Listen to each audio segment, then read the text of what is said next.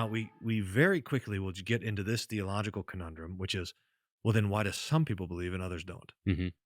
And and the answer is, not only do we not know the answer, but we can't know that answer, and that any answer to that question is wrong.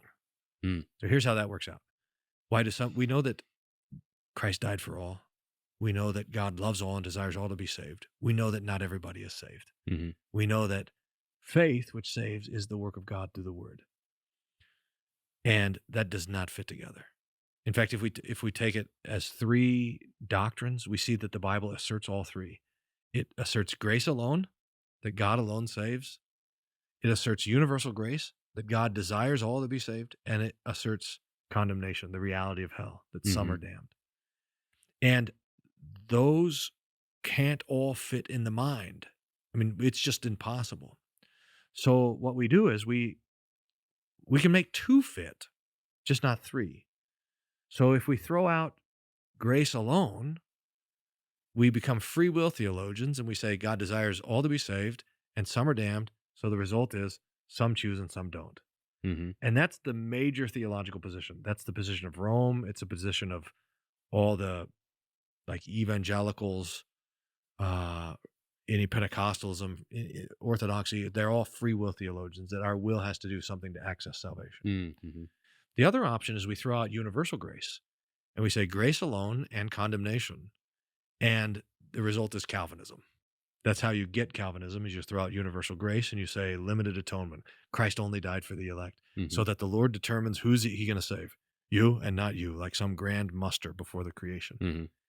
Hmm. And Calvinism is tricky in this way because once you start to study theology, you're like, "Oh, it seems like that's how it's going. Because if God is the one who's saving you, then surely by deciding to save you, he's then deciding to not save you. Or even in just the act of deciding to save this person, the inaction of not saving that person is itself an act of damnation." Hmm.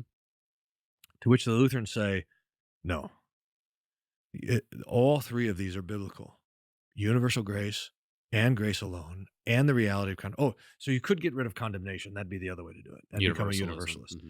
But it's weird because universalism, it would be that nobody is condemned, that God loves everybody and he's the one that saves. But normally universalists don't actually care about anything.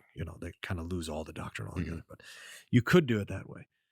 But the Bible actually asserts all three of these things. And so we just have to say, well, we have all three and we don't know how it works. Hmm. We know that the people who are saved because God saves them. And we know that the people who are damned because they choose it. And how can that be? I don't know. Hmm. But I used to think of it like a wall, like you run up to the wall and you just can't go any further. But I think of it now like a cliff. Like you come up to the cliff and you have to stop because if you go any further, you plummet down Hmm. and collapse so that you come up to the edge and you have to kneel down at that point and worship so that the Lord will be, this is Romans 9, 10, 11. The Lord will be worshiped for his saving of those who are saved. Hmm. And the Lord will be worshiped for the judgment of those who are judged.